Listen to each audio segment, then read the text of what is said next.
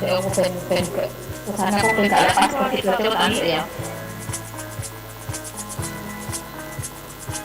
Agriculture Faculty,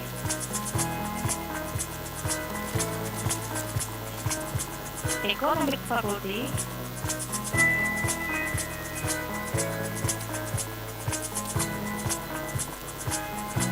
Engineering Faculty,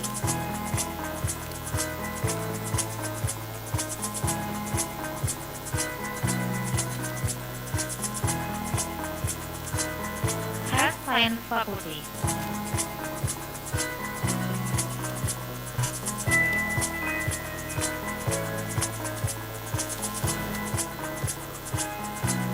Using student-centered learning, Kadiri University supported by the good quality of lecturer to get a good cognitive, effective, and psychomotoric graduation to be able to compete in globalization era.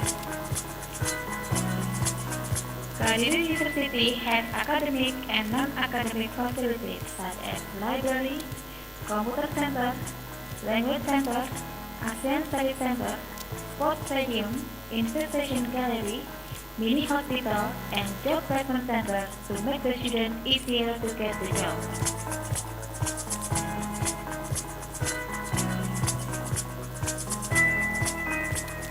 Mari bergabung bersama kami di Universitas Kadiri.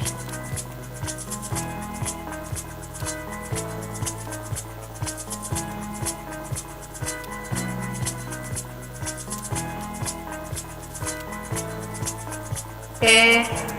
Hi. Assalamualaikum dokter. Hi. Good morning. Can you hear me? Morning, yes. Very clear. How are you today? Hi. How are you? Fine. Okay, doctor. We will have this webinar with the moderator Pak Satria ya. After this one, you can see him. Okay, sure. Thank you. Are you Indian, doctor? Yes, I'm Indian. Oh, see. I think you are not Malaysian. That's why I asked you. Malaysian Indian. Malaysian Indian. Oh, Yeah. okay. Okay, nice to see you, doctor. Nice to meet you, Eureka. Okay, have enjoying webinar. Thank you. Kadiri University is a private university located in Kadiri, Java, Indonesia. It is located in the west of Kadiri, near with Selamanggang Cave and Airlangga Museum. The location is also near with Makumamang Hills, makes the Kadiri University a comfortable place for studying and learning. Kadiri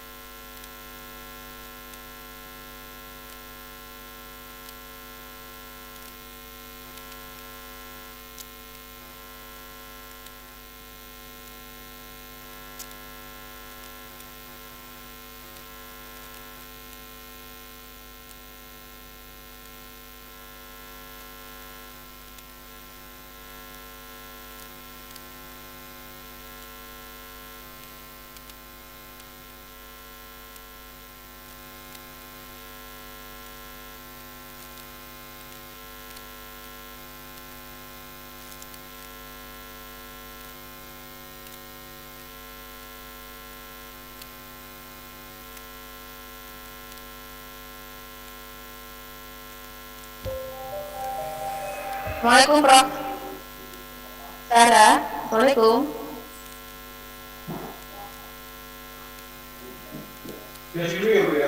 Enggak. Saya hater. Assalamualaikum Prof. Okay, 5 minutes more we will begin, Prof. Are you ready? Professor Zahrah and Kadiri Dr. University is a private university located in Kadiri. Are you ready, Doctor? It is located in the west of Kadiri, near with Mahmathi Cave and Airlangga Museum. The location is also near with Mahmathi Hills, makes the Kadiri University a comfortable place for studying and learning. Kadiri University has big contribution of Kadiri development. It's led by Satria Wali Songo Kadiri Foundation since 1980. Kadiri University has passed many bachelor to fulfill the study needs in Kadiri especially and in Indonesia commonly. The graduates of Kadiri University have gotten a job in many cities and countries all over the world. Criteria competent, superior, characterless to be able to compete internationally in 2026 is the vision of Kadiri University. It is also supported by all faculties in Kadiri University.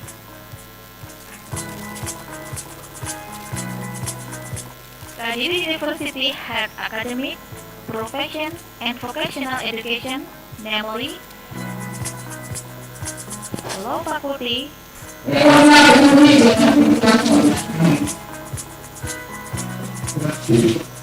Social and Politics Faculty, Faculty,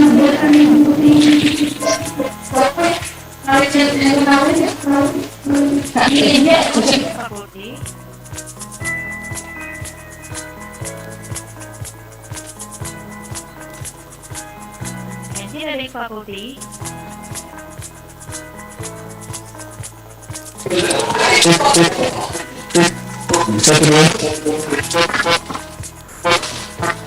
Science Faculty.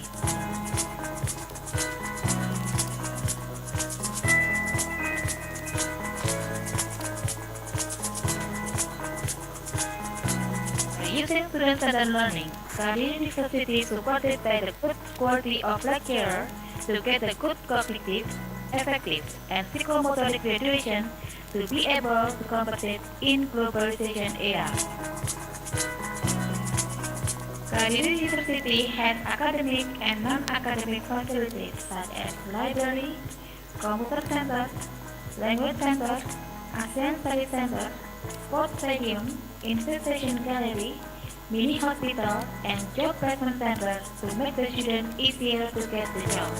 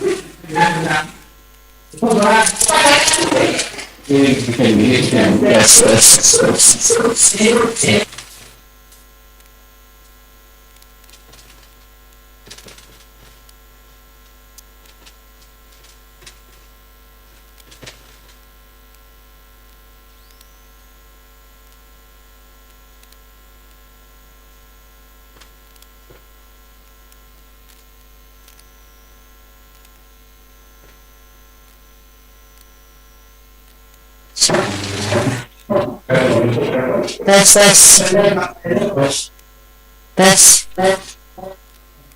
Ada.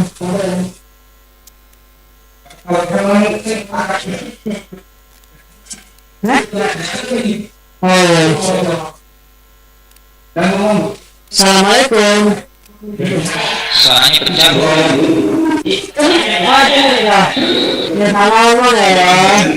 Assalamualaikum warahmatullahi wabarakatuh. Good morning.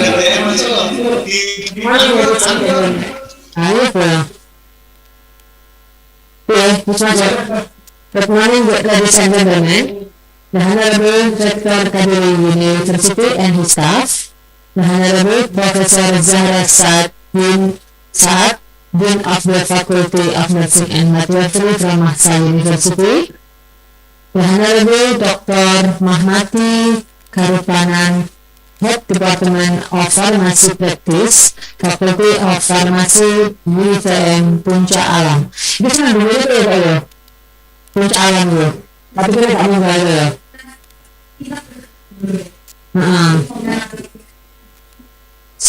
Saya bisa kenal orang bisa pakai di sana loh.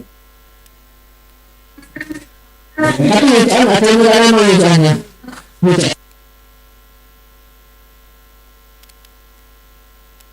Law Faculty,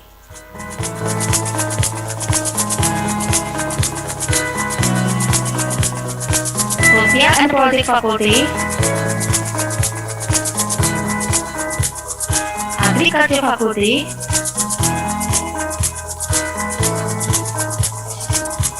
Economic Faculty,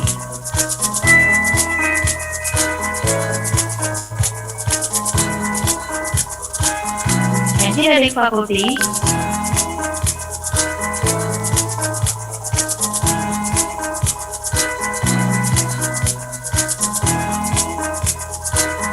Health Science Faculty.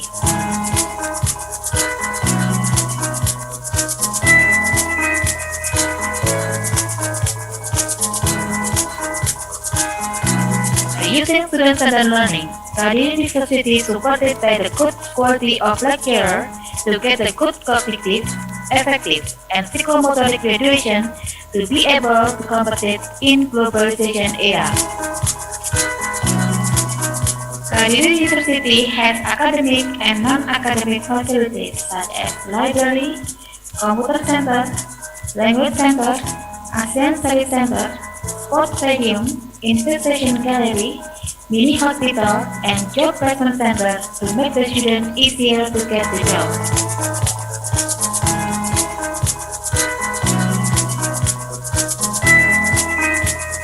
Mari bergabung bersama kami di Universitas Kadiri.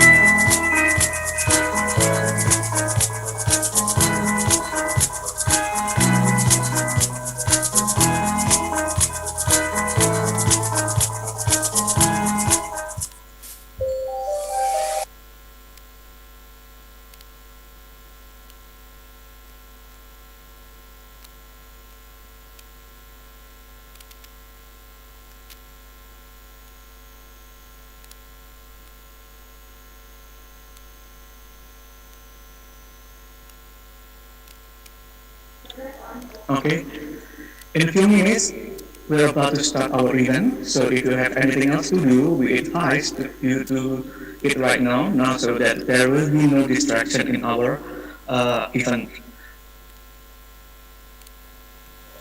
But while we're waiting, let me inform you about the profile of Kadiri University.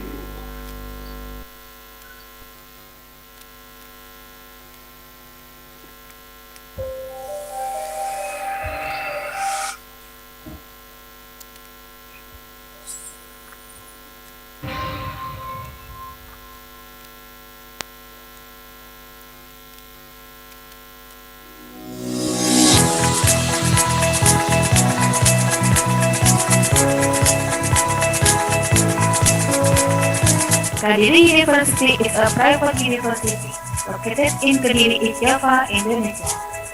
It is located in the west of Kadiri, near with Salamangan Cave and Airlangga Museum. The location is also near with Makumamang Hills, makes the Kadiri University be a comfortable place for studying and learning. Kadiri University has big contribution of Kadiri development. It's said by Sudanjo Supriyadi Wali Songo Kadiri Foundation since 1980.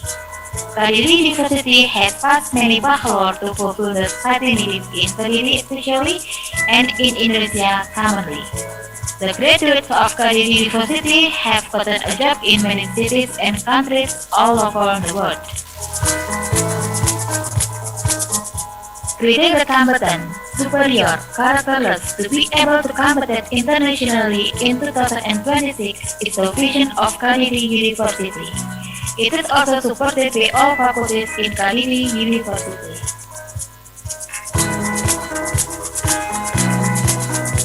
Kadiri University has academic, profession, and vocational education, namely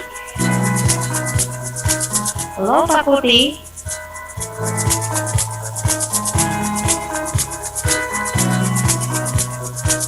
Social and Politics Faculty, Agriculture Faculty,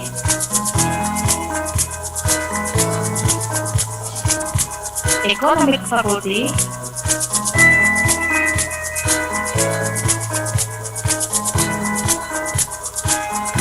Engineering Faculty,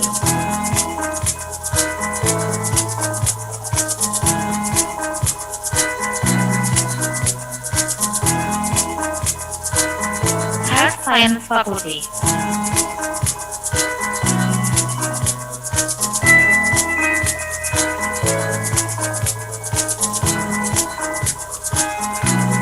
Using student-centered learning, Kadiri University is supported by the good quality of lecturer to get a good cognitive, effective, and psychomotoric graduation to be able to compete in globalization era. Kadiri University has academic and non-academic facilities such as library, computer center, language center, ASEAN Study Center, sports stadium, investigation gallery, mini hospital, and job placement center to make the student easier to get the job.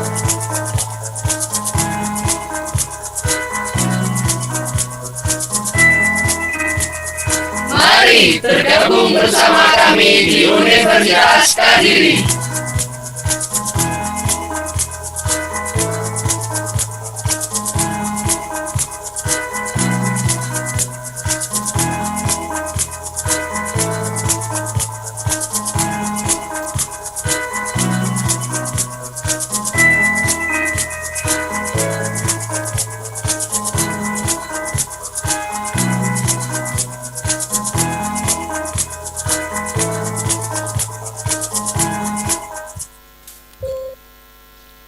Very good morning, and may I extend a warm welcome to our guest of honor. The first is Professor Zahrah Saad, founder and former Dean Faculty of Nursing and Midwifery, Malaysian Allied Health and Science Academy. The second is Dr. Mahmathi Karuppannan, Head of the Department of Pharmacy Practice, Faculty of Pharmacy, UiTM, Puncak. The next is Mrs. Sriharini, S.Kep Nurse M.Kep, Dean of Health Science Faculty, Kadiri University. The next is APT Mujtahid bin Abdul Kadir, M.Farm, Lecturer of Health Science Faculty, Kadiri University. Distinguished guests, students, ladies and gentlemen, audience, heads of departments, committee members, distinguished guests, students, ladies and gentlemen, good morning. My name is Satria, lecturer from Kadiri University, Indonesia, will be the master of ceremony and your moderator for this morning. I am thrilled to welcome you here today to our seminar entitled International Conference, which theme is Improving Heart and Soft Skill of Prospective Health Workers. Before we go further, I want to review the functionality of webinar. Please log in as name underscore affiliation. The second is your active participation is important throughout the session. Right now I have everyone on mute to avoid background noises and that may distract you from listening to the webinar. Throughout the presentation, someone on staff will be managing the chat functionality. You can enter your question and comment in the question box throughout the presentation. If you'd rather ask in person, you can also use this icon of the control panel to raise hand, indicate that you have a question or comment. Distinguished guests, ladies and gentlemen, we request everybody to please rise as we start the event with an invocation to be followed by singing of national anthem.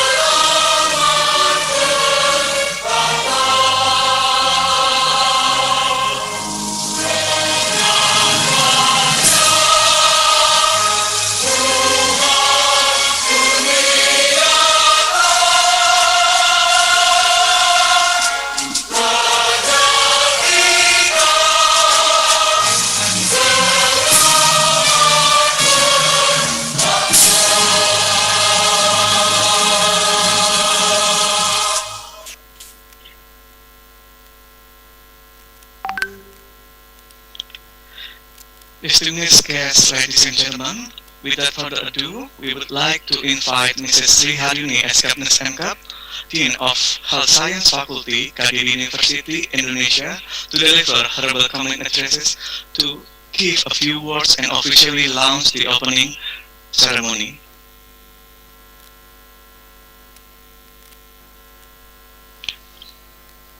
Warahmatullahi wabarakatuh.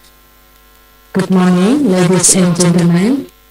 The Honorable Dr. Kadiri University and his staff, the Honorable Professor Zahrah Saad, Dean of the Faculty of Nursing at MIdwiffery from Saad University, the Honorable Dr. Mahmathi Karuppannan, Head Department of Pharmacy Practice, Faculty of Pharmacy UiTM Puncak Alam, Malaysia. The Honorable APP Mujtahid bin Abdul Kadir, M.Farm, Head of the Pharmacy Study Program, Kadiri University. The Honorable Mr. Satria Nurseskasatmata, Magister Keperawatan, as the Moderator in the international webinar, and the Honorable all participants of the international webinar. First of all, let's say Alhamdulillah, because Allah still gives us health in COVID-19 pandemic and still given opportunity to hold an international webinar with the theme of improving health and soft skill of prospective health workers. Let's pray together that we will always be given help, and for our colleagues health workers also give help. Currently, the incidence of the COVID continue to increase and the number of deaths continues to grow. Second, our prayers and greeting go to my Prophet Muhammad Sallallahu Alaihi Wasallam, who has given us Recording in progress.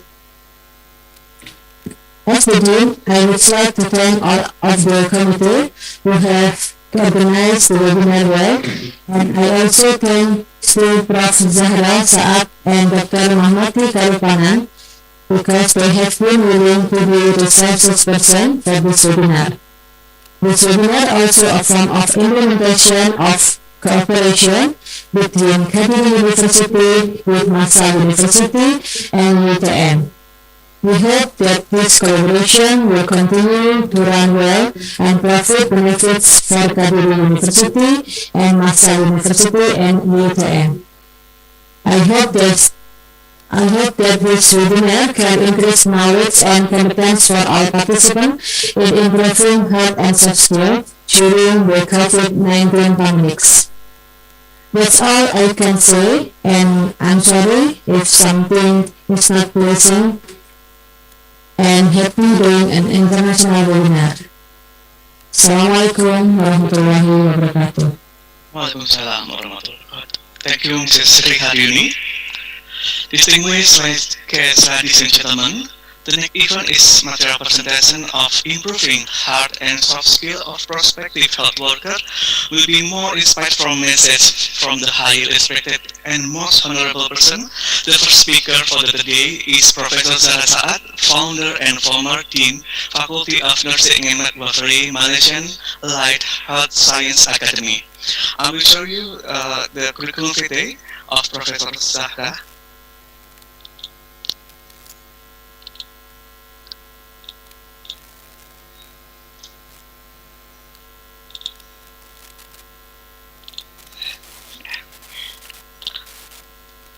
Professor Saad has an extensive working experience, more than 50 years in a nursing journey, divided into 20 years in clinical base and 30 years in the education base. She is a registered nurse in government hospital early in her nursing career before becoming a nursing educator in Ministry of Health. She left for an early retirement in the government sector and joining the private sector in year 2005 as the position of Dean Faculty of Nursing at MIdwiffery at Malaysian Allied Health Science Academy. Her expertise includes management, curriculum development, and care of the elderly. The professional services. She also a member of Malaysian Nursing Board for 3 terms till 2017, panel of the Technical Curriculum Committee, panel for Malaysian Quality Assurance, and trainer the trainer. As her contribution in the professional association, she had been appointed as chairman for the special interest group in education under the umbrella of Malaysian Nurses Association. The professional qualification and education, major role in international relations, Mahsa University, academic advisor for nursing program. Significant contribution of Professor Zahrah. As an appreciation for the contribution and services in nursing profession, Professor Zahrah had been awarded Excellent Services Awards by the State's Director of Health and Director of Health Malacca State.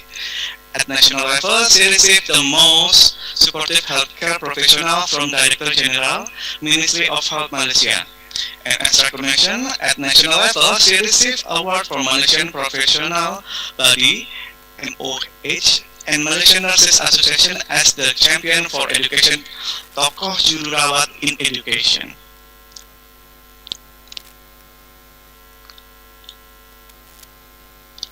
Dear fellow students and guests, I proudly present to you Professor Zahrah Saad. Welcome, Professor Zahrah. Thank you. Yeah. Bismillahirrahmanirrahim. Assalamualaikum warahmatullahi wabarakatuh. Well, May I check whether can hear me? yes. Yeah, okay, thank you. Alhamdulillah. This is again another opportunity to meet our academic partner with the collaboration and the MOU with many academic partners from Indonesia institution. Here I am today again to meet our academic partner, and I would like to convey my Assalamualaikum to the Honorable Chancellery of the University, to the Dean or the Distinguished Dean, to the Head of the Department, Distinguished Lecturer, and also the Organizing Committee, and all the beloved participants this morning, which I can see around 100 participants, mashallah. Alhamdulillah. Congratulations to the organizing committee again. And I remember during this pandemic, for this year, this is my fourth time, coming to fifth time to deliver various topic. We have think the topic given to me this time is something near to my heart, is something to do with the soft skill and hard skill. Can we have the slide or? Yeah, okay, thank you for the slide. Yeah. For your information, your time is 20 Yeah, minutes. okay. Yes, you can remind me 5 minutes before this. Okay, thank you. So this is the slide and the screen on the screen. I would like to share the topic, which is improving the hard and soft skills of prospective health workers. I was thinking when I got the topic, it is not only for the prospective health workers. I think these current workers, the present workers, all need to update and to improve our skill, our hard skill and our soft skill.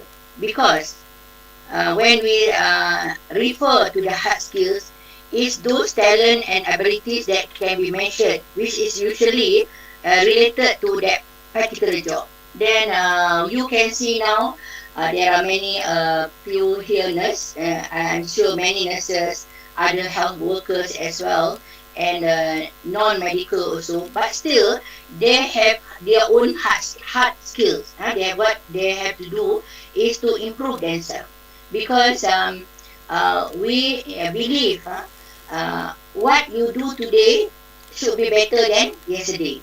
And what you want to do tomorrow should be better than today. So every day we should improve ourselves. And as the quality guru says, the largest room in this world is room for improvement. So we have to improve ourselves. There's a lot to learn. And if you are in the training, especially related to the technical skill, and in the healthcare, there are 3 components which is general to everybody, common to everybody. You have to learn about the basic science, you have to learn about technical, you have to learn about your behavioral science, meaning that you have to learn on the health science, on the anatomy, physiology, you have to learn on microbiology. Some of the topic could be common. So we have to improve because knowledge is also dynamic. What you learn 10 years ago is sometimes obsolete now. Apa yang kita belajar dulu maybe sekarang sudah tidak boleh dipakai. So we have to learn and learning there. I like to quote this one. Before that, let me share. This is something that I again want to share how important a person who graduate today and stop learning tomorrow is uneducated the day after. So we have to belajar dan belajar. That should be a continuous learning among us. Yeah. Next one, please. So in the today's I think this one is different slide, but it's okay. But I sent the latest one. Maybe that one is the previous slide. Yeah, that one is the previous slide. The latest one is with the 21 slide. It's okay. So while waiting for the our moderator, Mr. Satria, to adjust, so I can continue, yeah. But maybe that one the previous slide, but I have 19 slide. The third slide is not this one. This okay. Wait a minute. Yes, okay. So we want to improve our hard skill and our soft skill. And this is the hard skill, because when I mentioned the hard skill, we want to ensure it's competent. Okay, when you talk about competency, and this is the latest on the competency.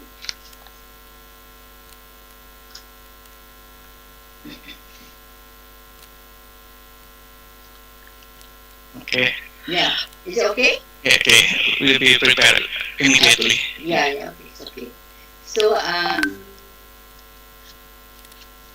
actually the third slide, I just think the moderator already introduced myself. I think it's okay. But the most important, I would like to share few collaboration, few practical session that we carry out, which I think is good for us in sharing. And being the partner university, we have a lot to share. Yeah. Okay.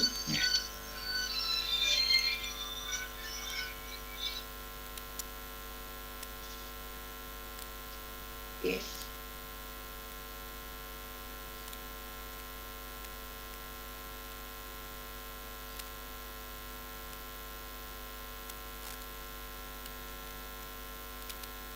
Okay. Are you guys showing up? Our team will still going to share your presentation. Okay. So can I continue? Yeah. Yeah. Okay. So what I mean is with regard to the competency, what you learn, the hard skill. Suppose for the nurses, you do observation, and when you do the observation, they say you're taking patient to do the assessment. A person may be a non-competent person, they will do it something that with slow movement. Okay. Yeah, thank you. This is my third, I think which I already read. Next slide. Yeah. Okay. Actually, I would like to introduce. Before that, I would like to introduce myself. We impressed with the University Kadiri. They have a lot of students. Same like myself, also we have also many international students. We have almost 2,000 students, And Alhamdulillah, we have many students with us, especially from Indonesia, doing their PhD. Okay, so this is the topic given to me. And next slide, please. What I want to stress the importance of technical skills are the abilities and knowledge needed to perform specific tasks, which is the practical and often relate to the mechanical information technology. So this is something that knowledge of programming, also the language of the foreign language can be as part of the hard skill. So the hard skill can be knowledge in computer and so forth. Okay. The photo that next to this below is the photo of the president of the ASEAN. President of the ASEAN is now Annette Kennedy. Last in year 2017, when I attended the last international conference at Spain, Barcelona, she was there. And she said she would like also to meet all the Asian nurses. And I was thinking this is the opportunity for the university, and we can collaborate together later on. We can have international webinar. We can invite her to be part of the speaker, distinguished speaker. And now everything is with the new norm. On the right side is the agenda which we have always now with the pandemic situation. Every Friday we have selawat, we have bacaan Yasin. So we hope, we pray that let us pray together, this pandemic will be over, inshallah. Okay, next one. Okay, so this is something that we want to stress, because given to me this topic on improving hard and soft skill, it's not easy. Actually, it's not easy to teach the soft skill. You can teach easily for the hard skill, but the soft skill you cannot teach, right? That's why attitude you cannot teach. You, as a teacher, I always tell my teacher, and also the student also may know that attitude cannot be taught, but attitude can be caught. You buat silap, kita panggil at one side and kita tegur. But you cannot teach attitude. You have to observe how you do. So that is something about the soft skill. So the personal attribute that enables someone interact effectively and harmoniously with other people, that is part of the soft skill. So how to improve the soft skill? So a lot of us, we are in the working environment, we are in the university, so we meet each other. So this is the time for us to practice good communication skill, because skills in this field is personal skill, which is personal attribute. Yeah. However, the hard skill is the skill like in the practical room. You go and do the observation, do the assessment. That is technical skill, which is what you say, crucial to the practice. So this is something yang kita kena practice dan kena ingat, ya. Okay. So now the photo that I show you down there is related to our master dialysis center which is open. I wish if there's no pandemic, our Indonesian partner can come and visit our new place. I wish that, yeah. However, when we talk about this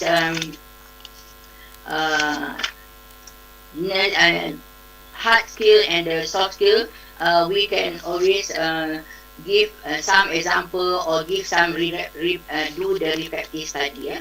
Because you can know that there are many type of soft skill, and how to develop the soft skill we can always have the discussion.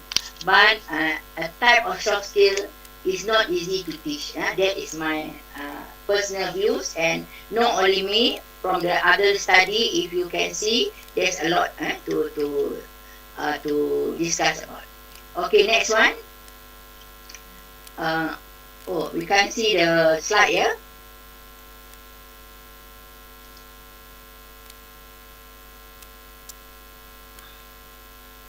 Okay. What happened?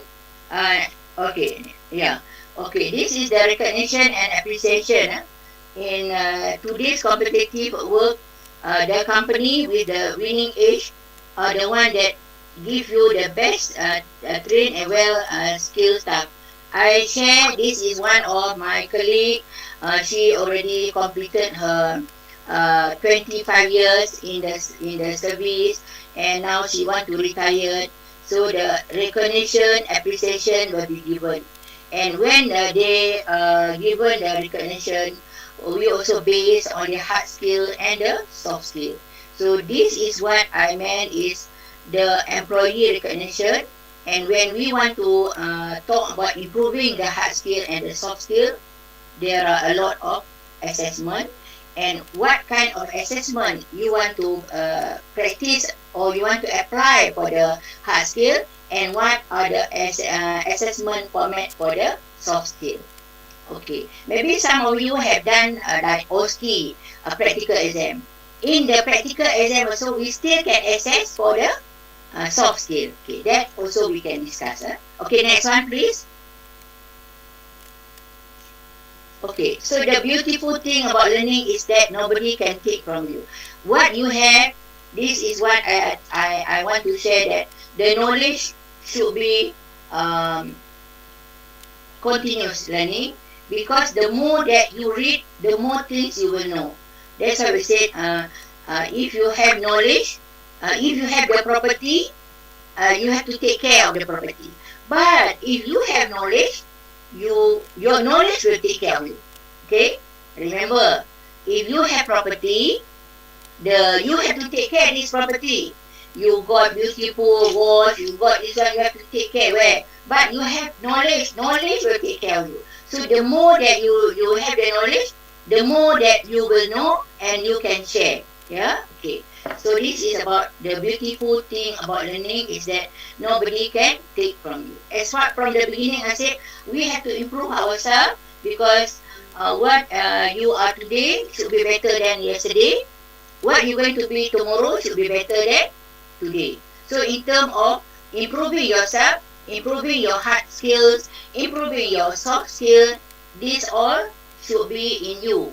Because a person who stop learning is a person who stop growing. I am here to share because I believe, as the quality guru says, the largest room in this world is room for improvement. Okay, the largest room in this world is room for improvement. So we want to improve ourselves. Nobody is perfect. So improving the hard and soft skill for prospective healthcare professional is not only for prospective, for everyone. We have to improve ourselves. We have to improve ourselves because belajar, memperbaiki diri sendiri. Ya, insyaAllah. Next one. So this is the next slide, please.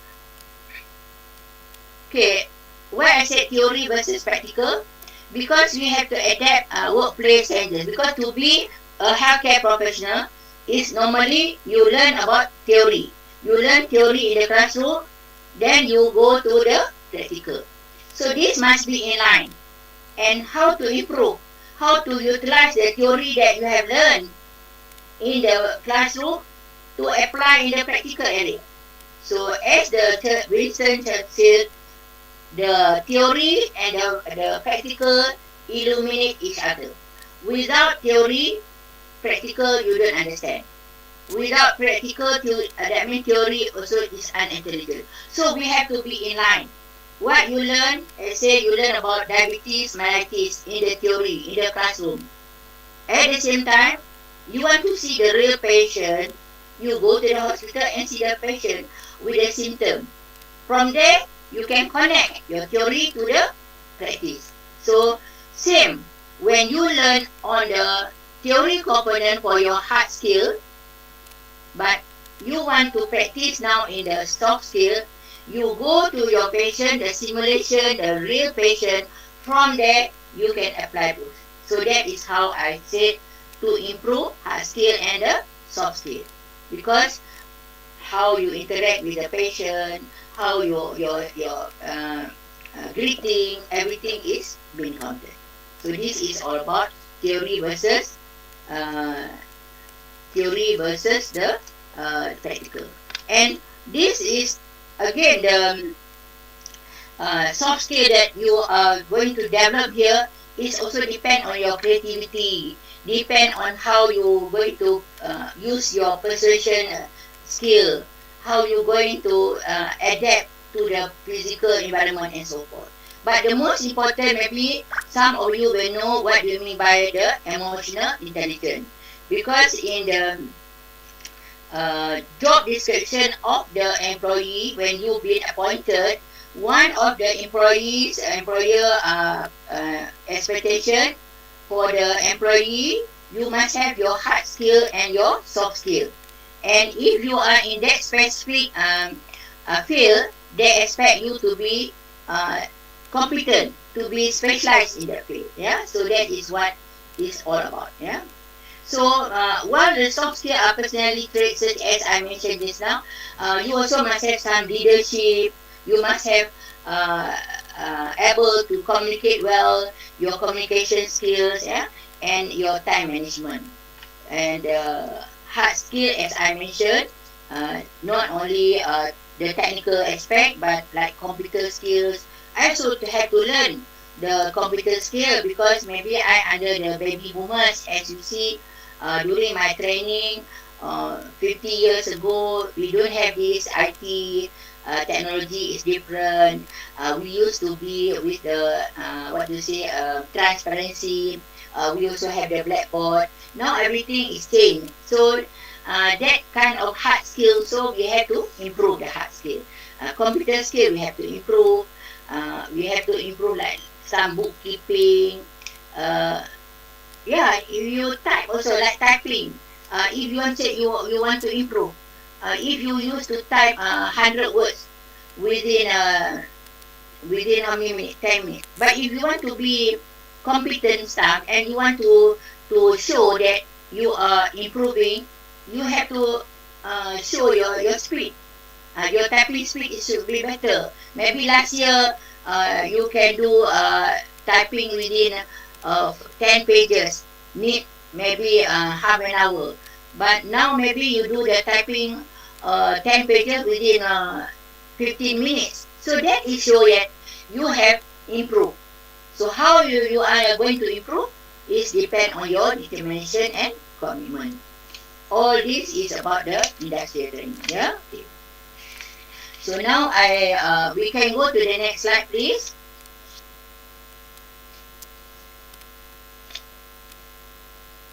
Okay. What they said at time, I like this quote. I like to share with you.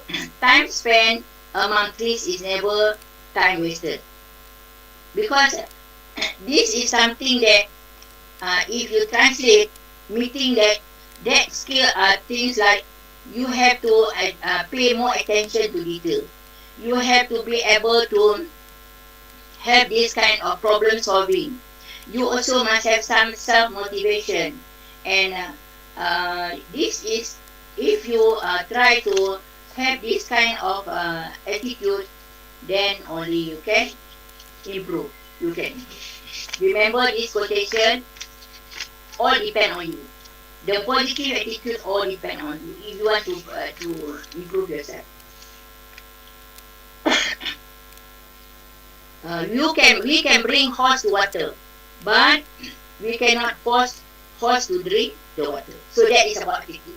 So that about positive attitude. Kita boleh bawa kuda ke air, tetapi kita tidak boleh paksa kuda minum air kan, something like that. So all about you. So this is a photo. The right side, I just want to share with you this person. She last month, she also nurse, a very senior nurse. She passed away, and yeah, I managed to spend time with her. I also mentioned this now. Time spent among trees is never time wasted. Yeah. Okay. Next one, please.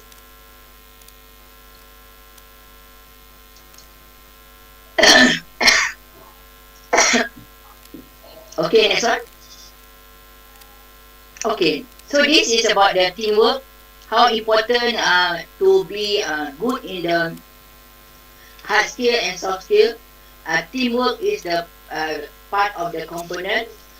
We want to go together. We have to work in the team. We have to support each other. We have to be like in the family. As the saying goes, if you want to go fast, you go alone.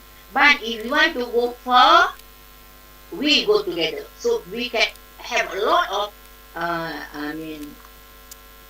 things we can reach because we go together. Okay, alone we can do so little, but together we can do so much. So talent wins game. But this is all about the teamwork. So all the participants here, maybe you come from various backgrounds, but the most important, please remember something to ponder all about the teamwork. You must have good teamwork among you all. Next one. Okay, so this is another sharing for me. Is actually not the lecture, but it's the sharing talk. Because when you say learning is a treasure that follow owner everywhere. So you can't say that you have done everything, you have completed everything. As what I said earlier, a person who graduate today and stop learning tomorrow is uneducated the day after. So we have to continue learning because the ability you wish to study or to continue this learning is a treasure that follow honor everywhere. Follow is honor everywhere. So again, not only the hard skill, the most important which I told you, the one is very difficult to learn is the soft skill. The soft skill. The photo here I would like to show is the past student is more than 10 years ago. If we cannot take this kind of photo anymore, otherwise they will be fined, they will summon us. We cannot show this one for purpose of the presentation because now everything by the SOP, we shouldn't have this kind of photo taking. Just sharing this. So this is all about the gallery where I would like to share, but I just want to share the meaning of learning. So learning is a treasure that follow honor everywhere. Next one.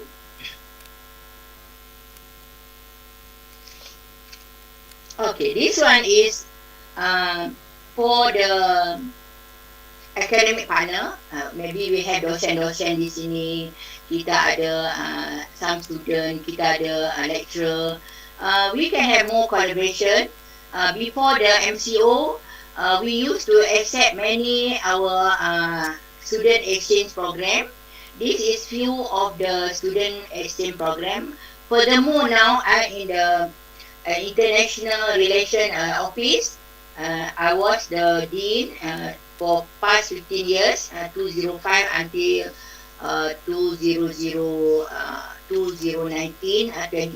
I run in the international.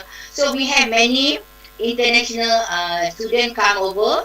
We can have this collaboration and partnership where you come here and not only you want to learn the hard skill, but you want to learn the soft skill. So how you can teach the soft skill? Soft skill you cannot teach in the classroom. You have to go to the community. So that is what I believe. So when they go to the community, they meet the clients, they will talk to the client. That is how the soft skill. So we have the student from Japan, we have the student from Korea, we have from Indonesia, and they are happy. This is all before our MCO. Now we have to hold on. Everything is slow because of this situation. We pray, hopefully we can have this to continue. However, we still can continue virtual student exchange. I would like to congratulate the recent one from Indonesia. They have done the virtual student exchange and we participated well, and congratulations to the organizing committee. Very well. I can see the Pakistan the Shalama Nursing College student join in. I can see from Egypt, I can see from other country, from Thailand. That show very good, yeah? Okay, we don't need to wait until we can come face to face. We still can continue. Inshallah, I welcome student and the docent from University Kadiri. Inshallah, we want to have it in July, suppose next month. We can plan something for mobility program. Yeah, so this is part of the mobility program. Can join us. We can be together to improve the hard skill and the soft skill. Okay, thank you. Next one. Excuse me, your time is 5 minutes left. Yeah. Okay, so I cannot leave without telling you this this photo. You can see this photo, a male nurse. You know who is he? He is a specialist. He is a specialist, pakar. He is emergency and accident specialist in General Hospital KL. But because he want to feel how to become a nurse, he asked permission from his head of department. I want to be de-roll myself to be a nurse. I want to see how the nurses work. See? So he experienced himself. So when he come up with a reflective, one day he shared, he is very touched about nursing and also the role, the job they have carried out. Okay? So the rest may be later. Next one, because only few minutes left. And next one, okay, the next one, this is what I share with you just now. I want to conclude. Next one, please. I have another 2 minutes to go. Because hard skill, I would like to show this one. You know, this is our Prime Minister, and he got his first jet. Who should give? The person must be, they must want to give to our Prime Minister. So, she, of course, they will choose the best competent nurse. So, this is, to the next one, another minister, yeah. But yesterday, I think I saw your president, really very good model. He go to the kampung-kampung, President Jokowi. President Jokowi pergi ke kampung dan pakai masker, pakai his soft skill. That is his soft skill. He practice his skill. Bukan dia practice modern, dia pergi practice dia punya soft skill. That's, I salute him. Okay. So this is next one. Next one, in the conclusion, I would like to give this take-home message. Okay, leadership skill. You have the teamwork, communication, solving, work ethic. Okay, let's go to the last part is on the conclusion. The conclusion. Let us go to the conclusion. I want to conclude with I would like to conclude here with the 7C. Okay, just take note. Why I said 7C, because C number one. C number one is you should be competent. In improving your hard skill and your soft skill, you should be competent. You are efficient in your own field. You should be capable. You can do something successfully, acceptable, then you can be called as a competent person.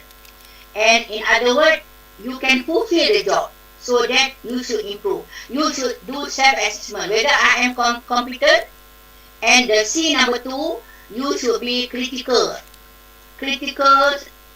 thinker, meaning that you must be analytical person. You should be able to analyze, respond, think deeply before you do something. So that is how to improve your hard skill and your soft skill. The third C, number 3C, is your communication skills. Why communication skill? Because you are able to communicate effectively, and not only verbal, and should be written way also part of the communication skill. Written and verbal. You should be able to express yourself in the workplace. That is part of the communication. Because you are working in the team, and you'll be able to do the problem solving and so forth. Next one, number 4, C number 4 is collaboration and cooperation. Because involving 2 or more parties working together, that will be part of the improve in your hard skill and your hard skill and your soft skill. Okay. So then, what else? Number Number 5. Oh yes, number 5. Number 5, you should be caring. Of course, see caring. The empathy, you be understanding. You should be a caring person. Yeah, should be caring, and you should be the number 6 is cognitive skill. Why cognitive skill? That involve your intellectual ability. Some of you at the diploma level, some of you at the bachelor level, some of you at the master level. So the cognitive level should be improved. So when you take at this diploma, that is the skill. So you should improve, go up, escalate. So that is the cognitive. And the last part is what I like to share is here is on the creative. So you must be creative, because creative is you must think out of box. Then only we can improve ourselves. Because you cannot be status quo. Because if we only status quo, that show you what is it? If you are only use the what is you are doing now, you can imagine, or you use your original idea to create something effectiveness. Like similar word like you willing to do something new and use or value for the valuable of the current practice. So you must be flexible, and you also tend to be open to innovation. So in other note, creative thinkers will ask a lot of questions. So I would like to ask a lot of questions, because when you ask a lot of questions, you tend to develop and discover something new. Alright. So in that note, before I end, I would like to share my 7 C as a take-home message. You must be competent. You must be able to have your communication skill.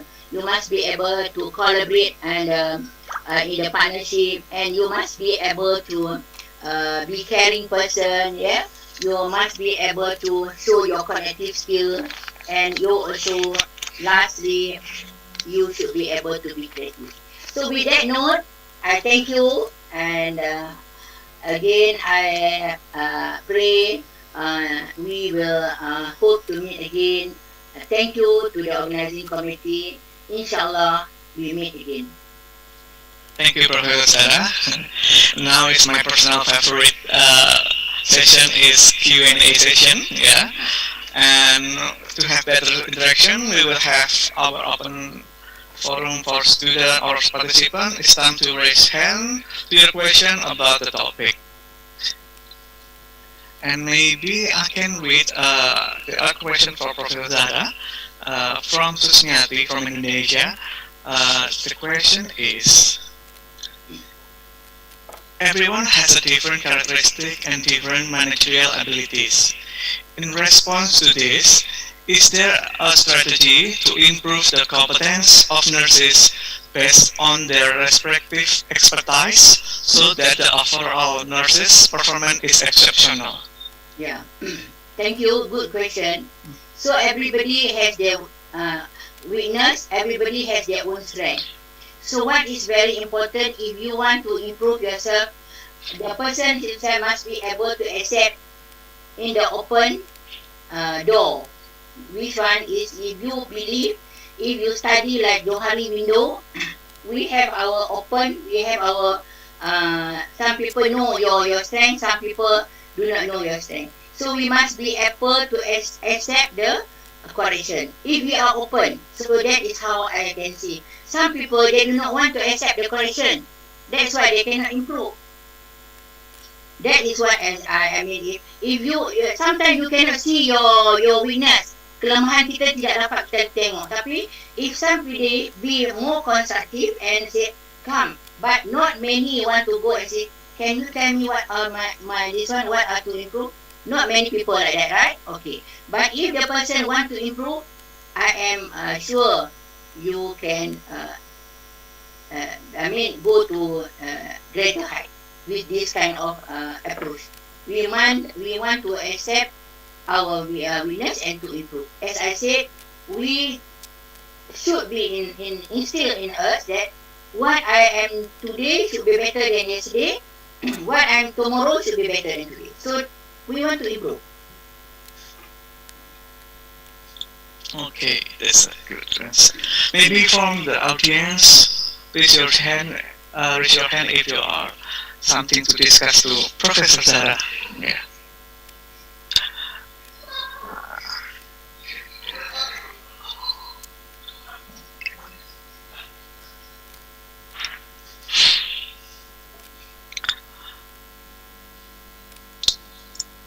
Okay, Professor Zahrah, there are some questions from Desi from Indonesia, which we must to improve first between soft skill or hard skill, or we can just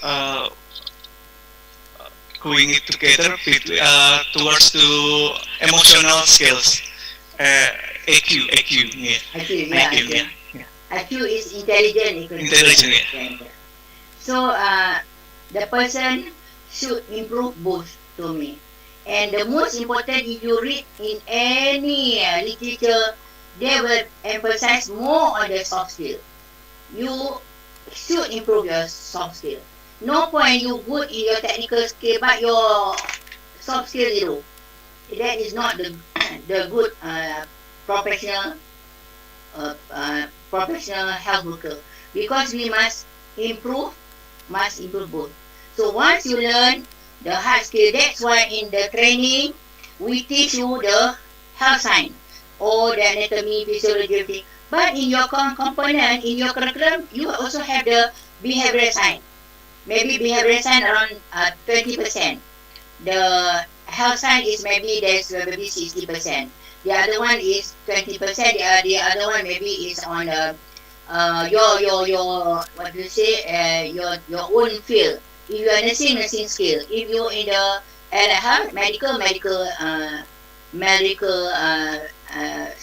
medical science. The health science is more on the microbiology and all the facts and not professional knowledge, scientific knowledge. But the important one, we are teaching you the behavioral science. That's why we put in the curriculum. It molded the curriculum comprised of the hard skill and the soft skill. So there's no question about you have to learn the hard skill first. You have to learn, then you only learn soft skill. No. We must be molded together. Yeah?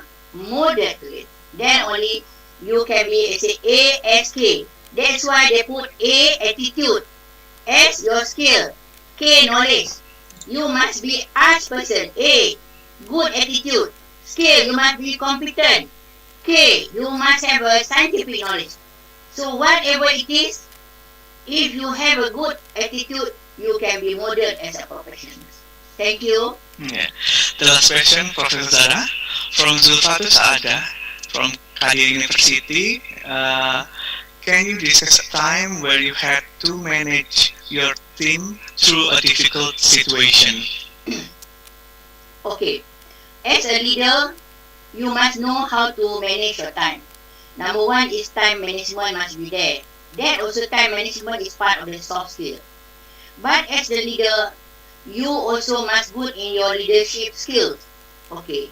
And when there's a challenges or when you have your some obstacles, you want to make the decision, you must, to me, because you use your soft skill, what decision you make, you must be humanized decision. Humanized decision. And as a leader, before you want to make decision, if affect the person future, you must be able to study first. That means don't do abrupt decision making. You have to get input from others. How we do this? How do we do this? Because if you go and suddenly you want to make the decision which affect their future career or their prospective on their career, that is need time for you. So that's why I told you from the beginning, the 7C, you must be competent, you must be critical. You think, you reason. So, what happened, the implication, if you make the decision like this? So, you have to be both. And remember, you must have win-win situation. If you are okay, your employer not okay, not good. She is okay, you not okay, tak boleh. Should be a win-win situation. Then only we can say we are okay. Whatever it is, you must be able to practice good leadership skills in the form of to achieve the goal of the organization. Right? So many roles you have to play. Okay? Not only as the democratic leader, but the most important now we talk about transformational leader. Okay? Alright. Okay. Thank you for sharing amazing discussion for us, Professor Zahrah. Maybe I can conclude for our discussion. I love to quote, my favorite quote from Professor Zahrah is, if you have knowledge, knowledge will protect you and no one can take it from you. Yeah. Yeah. Thank you. Moving right along, it's now my pleasure to introduce our second speaker, Dr. Mahmathi Karuppannan, Head of Department of Pharmacy Practice, Faculty of Pharmacy, UiTM Puncak Alam. Maybe I will share curriculum vitae of Dr. Mahmathi. Yeah.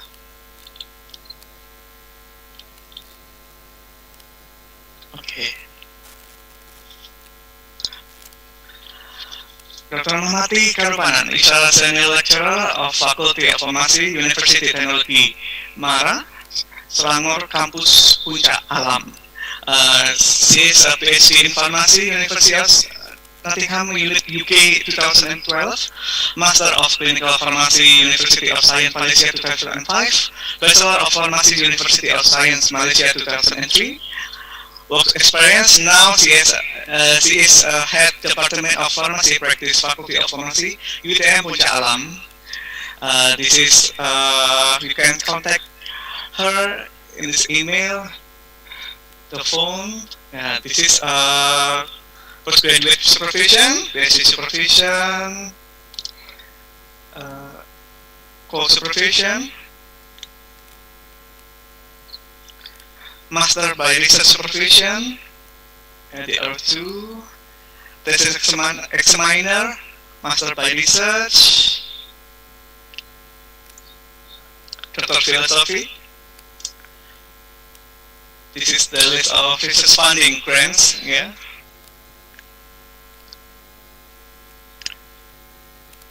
Okay, awards to Dr. Mahmathi, yes, Outstanding Publication Award 2020, which title is Publication Appreciation Certificate, 2 or more publication in Scopus, yeah. They are to place digital storytelling competition in 2021, yeah. In the event pejabat pembangunan infrastruktur and infostruktur.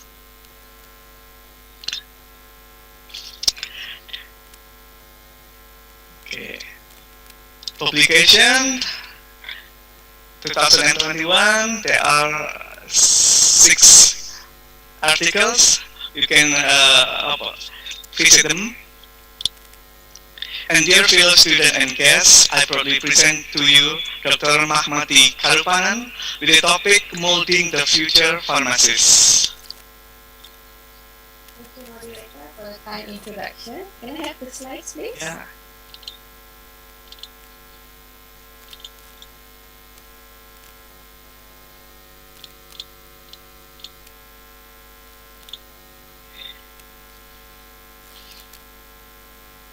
Thank you.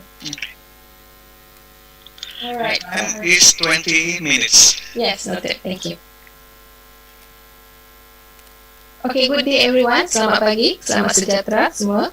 Thank you for this opportunity to give the talk today at this webinar. When I was first invited to give this talk, I found the topic was very interesting and definitely timely at this moment. With the recent pandemic has taught us, all of us actually, to think out of the box and also to look back to improve our current practices. Next slide, please.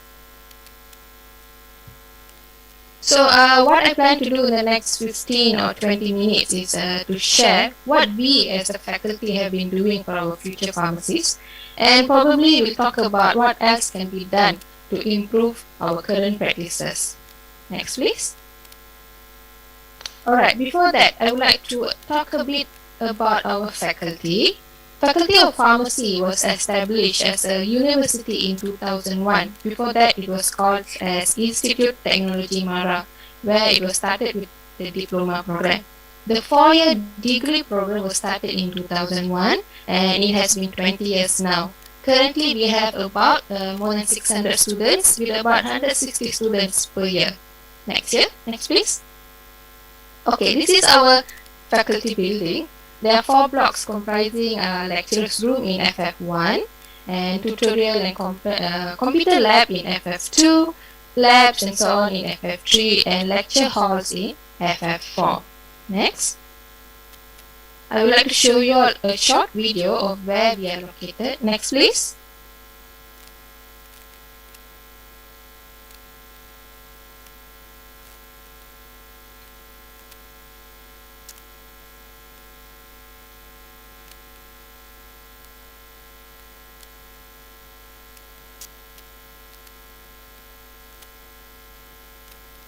Okay, so if you all have the time, if you are once this pandemic has sorted off, and all the international trips are approved, hopefully we can visit each other.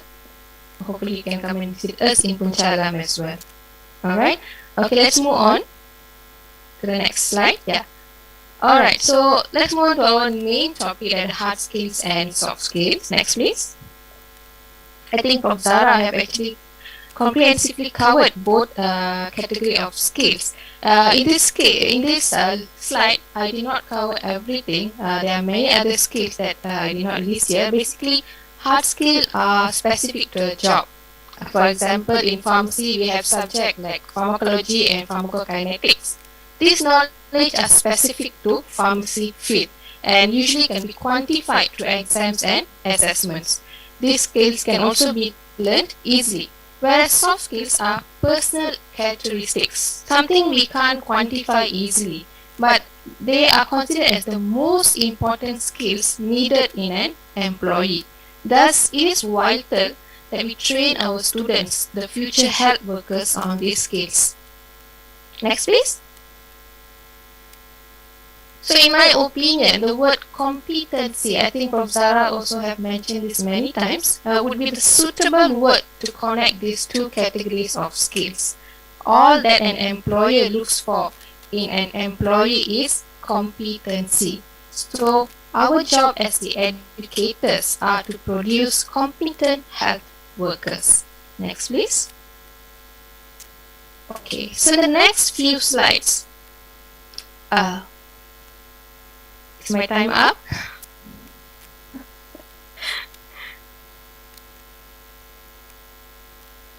Okay, in the next few slides, I will be sharing some of the approaches our faculty has taken to ensure that we are molding future competent pharmacists. Yes, this slide. Next. Alright. So right before students are enrolled to our bachelor's program, we conduct a multiple mini interview among all applicants. The purpose is to assess their personal qualities and to identify capable candidates for the program. Oftentimes, we are able to identify candidates who were forced by parents to uptake the program, or candidates who are out of no choice or no interest choose pharmacy program. And for your information, we do have students withdrawing from the program in the middle of the academic years with the reason of no interest because they were initially forced by their parents. So our mini interviews evaluate candidates on 5 aspects: the ethics, communication skills, critical thinking, professional goals, and professionalism. These are some of the skills we believe a candidate should have as a foundation to pursue the degree program. Next please. What we do is we create questions related to these skills that we want to evaluate and place them in stations. So like OSCE, if you all are familiar with OSCE, candidates will have to go through all stations in order to complete the interview circuit. Each station will have a validated rubric assessment and an interviewer. If you can see on the left hand side, previously when pre-pandemic time, we had our interview face to face. Now during pandemic, we are conducting our interview through online. That is on, you can see the pictures on the right. Next please.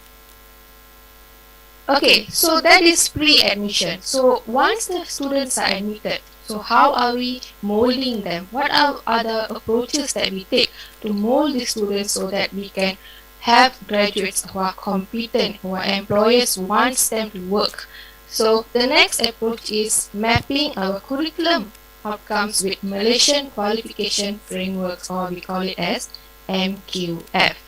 MQF sets qualification standards for all higher education sectors based on few national and international benchmarks. They conduct a lot of researchers, collaborate with other international and national agencies, and identify the core skills that employers want in employees. So based on this, a program design, objective, learning outcomes, teaching and learning activities, assessment, and the way the teaching and learning activities are delivered are all embedded with quality assurance standards. So learning outcomes are always verified and evaluated by MQA when higher education providers submit their programs for accreditation. Next please. Alright, so MQF focuses on 5 main domains of a cluster of learning outcomes. You can all notice here, these are the hard and soft skills that we have been discussing about: the knowledge, the cognitive skills, the functional work skills, personal and entrepreneurial skills, ethics and professional. So, and these are the skills MQA considers as important qualification graduates should have. Next please. So our bachelor's degree program educational outcome are mapped with MQF 2.0. Same goes to the program learning outcomes and also each course learning outcomes. Thus, this is to ensure that our program covers all aspects of skills needed on future employees. Next please. Okay, pharmacy is a very broad field. Pharmacists can work in a community pharmacy, industrial, academic field, healthcare facilities, and regulatory affairs. Our faculty has taken the responsibility to make sure that students are exposed to all these sectors in pharmacy field. Next please. Like the usual traditional way, classroom lectures still play an important role in imparting knowledge to students. This way of teaching, I feel, should be maintained and vital to ensure that students are receiving the correct knowledge. Despite the pandemic, the classes are still going on as usual through online platforms. Next please. Additionally, our students are also exposed to continuous learning through sharing sessions or lectures by experienced pharmacists and others from different fields. You can see here, this not only covers only pharmacy related field but also other relevant topics like money management and so on that could be useful to further enhance students' skills. Next please. Apart from that, students are also given the chance. Thank you. Students are also given the chance to practice their skills in mock community pharmacy. So we have a lab just dedicated for mock community pharmacy. So students can practice their skills, communication skills, their interprofessional skills, so that they have some experience of real setting. Whereas we also have a 4-week attachment for the students to have experience the actual setting of community pharmacy. During this attachment, students will be supervised and trained by community pharmacists on purchasing, storing medicines, treating minor ailments, and counseling patients. So these activities boost students' confidence level, communication skills, hard skills, and so on. Next please. So our students also have attachment in hospital healthcare facilities, especially tertiary hospitals. They get to see the real patients, how the patients are being managed, and understand the role of pharmacists in patient care. Through these activities, students are able to apply their knowledge learned at the classroom and enhance their problem-solving skills and interpersonal skills. Next, please. Our faculty also have equipments such as the aseptic equipments where students are given the real hands-on experience on aseptic technique, which are usually applicable in chemotherapy drug reconstitution and also total parental nutrition preparation. In hospital, usually students are not allowed to enter this facility. So the faculty has taken the initiative to build a mock room for students to experience the real situation. This hands-on experience equips students with the right knowledge on practical skills, also boosts their confidence. Next, please. Our students also are given the opportunity to experience the industrial pharmacy working environment, not only in Malaysia but also in other countries. As you can see here, our students have been to many plants in Indonesia as well. Alright, so this is a 6-week attachment to get first-hand experience on the processes and procedures in an industrial plant, and also on research and development of a product. This attachment allows students to apply the knowledge, enhance their problem-solving skill, and also their scientific skills. Next, please. We also have clinical simulation labs to train students on different clinical situations, and we have introduced objective structured clinical examination that we call as OSCE to assess students on various skills. This allows students to apply their clinical knowledge, critical thinking, and problem solving skills in order to manage simulated patient medical condition. I believe exposing students to different fields of pharmacy give opportunity to students to understand the important roles and responsibility of pharmacists in the sectors, and at the same time we sharpen the students' skills such as problem solving, scientific, communication, critical thinking, ethics, and professionalism. This also widens the career choices of the students. Next, please. Okay, so in addition to all of this exposure to various fields of pharmacy, our students are also given the opportunity to practice their knowledge at community setting through community services. If you can see in the picture on the right, students are conducting home medication review, looking at a patient's medication and reviewing them and counseling the patient on correct medication use, and also various public health carnivals where students conduct health screening at public places. This type of activities actually boosts confidence of the students and the public, not only on applying the knowledge that they have learned, but also the skills like professionalism, interpersonal, and communication skills. Next, please. Okay, students are also given chance to engage with other universities in terms of debates, sports, and competition. This is to promote and sharpen their communication skills and also teamwork. Next. Okay, so these are some of other activities done by the students. Next. Alright. I think, I think this is also not the latest slide, I think. I'm not sure. Can you check with Rita, please? Yeah, this is the latest slide. Okay, wait a minute. I will check it from the latest presentation. Yeah, sure. Alright, so moreover, our students are also encouraged to take up leadership roles, not only in the class. We have class reps and batch reps, but we also have reps our faculty level and also university level. So this is to boost their self-esteem and leadership skills. Next.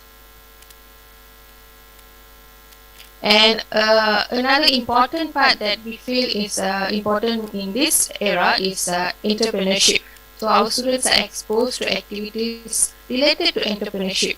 this is to encourage students to learn about business strategies with the hope that many more students will open business of community pharmacy or even pharmaceutical industry in future. Many of our alumni students are now successful in opening a community pharmacy business and they are the owners. Next, please. Alright, so the exposure and skills that we are trying to embed in teaching and learning activities are strongly supported by good facilities and also skilled support staff that we have at the faculty. So this shows that it is important that education institutions are well equipped in order to train the future pharmacists. Next, please. Okay. Are you going to change the slide? Or maintain? Please the team to share the latest presentation of Dr. Mahmathi. Okay.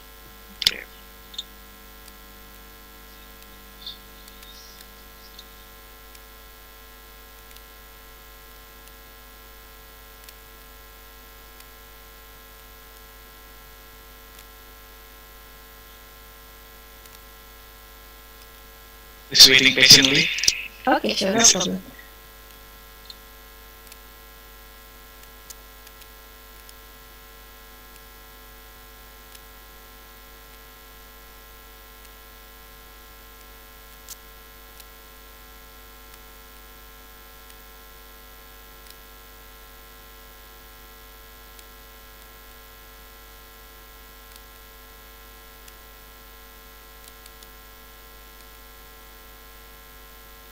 While waiting for the participant, don't forget to fill blank the attendance from the chat box.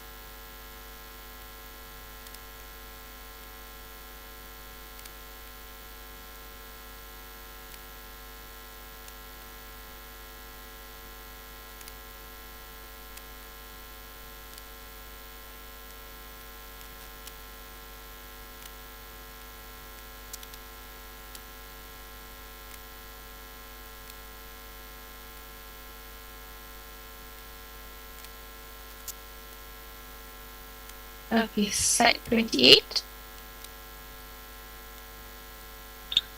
Okay, page 28.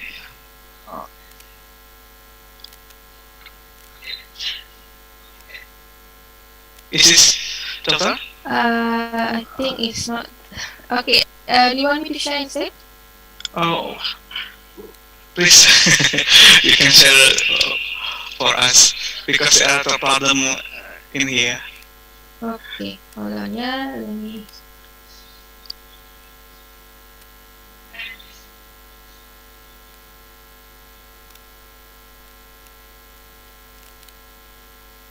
Can you all see? Yes. Okay.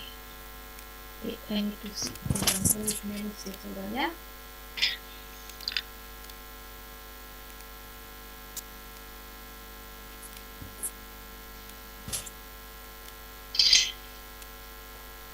Alright, okay, so, alright, sorry, shall I continue? I'm so sorry for obstacles. It's okay. So looking at the current situation, the emergence of pandemic has created many new norms. So our daily life routine has actually definitely has changed to suit the current situation. Okay. So like any other crisis or disaster, one of the sectors deeply affected is the healthcare system. The number of positive cases for COVID-19 in Malaysia is still high. We are still having 4-digit numbers every day, and it has been more than a year we have been battling this virus. So what I can see in this picture, or if you all can see in this picture, is teamwork and resilience and also persistence. Pharmacists are not spared in this battle. They also play important roles in ensuring continuous supplies of medicines, PPE, the personal protective equipment, hand sanitizers, and human resources as well. Many value-added services like medicine by post, drive-through pharmacy, locker for you are all optimized, and new virtual services were introduced. Pharmacies were also pulled in as human resource to help in swabbing, setting up medical store in quarantine centers, sewing PPE, assisting doctors, and so compounding sanitizers. And we as pharmacy lecturers are also not spared. Pharmacy lecturers were called in to help at the vaccine centers. We were given the responsibilities to dispense vaccines to nurses for each booth. And vaccine center at our university has started 3 weeks ago and is expected to run till end of this year. So what can we learn from this pandemic? What role that healthcare workers have? What kind of skills that health workers should have during this pandemic? So skills that health workers apply during their routine work may change during the crisis. It may not be the same skills that they apply. It may change. They also need to be careful in using resources and work efficiently with whatever resources that is available at the moment. And they may need to provide services beyond their specialty, working outside their normal practices. Like for example, we as lecturers, we have to come down to work at the vaccine centers to dispense the vaccine. So this is out of our normal practice. So we need to be willing to work out of our specialty. Well, healthcare providers also may have to work together with other agencies like the police and the military, nurses, and other allied healthcare professionals, and also need to be prepared mentally and to be able to provide psychological support, not for yourself, but also those who are you are working together. Apart from that, healthcare workers need to be prepared to care for themselves, to be physically fit and also have the support from the family members. And healthcare professionals should also be able to make rapid decisions at all levels to manage the crisis. So this quote summarizes everything. Healthcare personnel must be adequately trained, well equipped with ability, competencies, and strength to work under pressure and crisis at all time. Disaster is something that we cannot predict. COVID-19 is a current crisis the whole world is facing, but each country has their own crisis or disaster that happens every year. Like in Malaysia in March 2019, we had a chemical spillage in a river, and a flood crisis is something that happens every year in Malaysia. So in all these crises, the health workers' involvement are important and critical. So how are we going to equip our future health workers to face crisis? My suggestion would be crisis and disaster management training. This type of training prepares health workers theoretically and practically to overcome disasters. Many countries such as Australia, Japan, and China have included disaster management in their education. And it is not practical to wait for a disaster to happen for us to learn how to respond. But we need to be prepared to prepared before a disaster happens. All health workers and future health workers should be knowledgeable, skilled, and able to respond to a variety of threats. So basic knowledge should be introduced in the undergraduate curriculum, or probably even in postgraduate curriculum as well. Maybe a 1 week of a course covering clinical, non-clinical, technical, and non-technical knowledges. The mode of teaching could be lectures, practical drills, or simulated situations. I believe they would prepare students with skills needed to respond and recover from disasters. Students who are trained in disaster management will play a big role during the disasters. It is time for all health education institutes to evaluate and reflect on their curriculum and make necessary changes, updating and adding disaster management as one of the important components in the curriculum. Institutes can also offer short courses to train existing health workers on disaster management. I would like to end my talk with these two quotes. We cannot stop disasters, but we can arm ourselves with knowledge. So many lives wouldn't have to be lost if there was enough disaster preparedness. This is by a World Tsunami Awareness Advocate. And the second one is preparation through education is less costly than learning through tragedy. With this, I would like to end my talk, and I would like to also thank the organizers for giving me the opportunities to speak today. Thank you. Okay, thank you, Dr. Mahmathi. And now come to Q&A session. We have a question from Anggi from Kadiri University. COVID-19 crisis has slowed down our educational for all students around the world. How to maintain our competencies as a student, especially pharmacy, during pandemic to prevent the lack of competencies? Okay. Yeah. Thank you for the question. Yes, it is definitely very difficult. We are all communicating through online. There's no face-to-face interaction. We can't see the real reaction of a person. We can't see the body language of a person, how they are feeling, how they are, expressing. So it's definitely difficult to interpret all these skills. But we need to try to find a way of working together. Usually when there's social isolation, when there's all online classes, students tend to be very lonely and very secluded. So that's the reason we always have this group works, so that they come in together in online, so they work together, discuss together. And this group should be a smaller group, so that they can discuss among them. It shouldn't be a big, large 20 or 10% in the group that some might just be quiet during the discussion. So if it's a smaller group, everyone will start participating and start communicating. So we need to find creative ways. One of the way I said was having a smaller group discussion.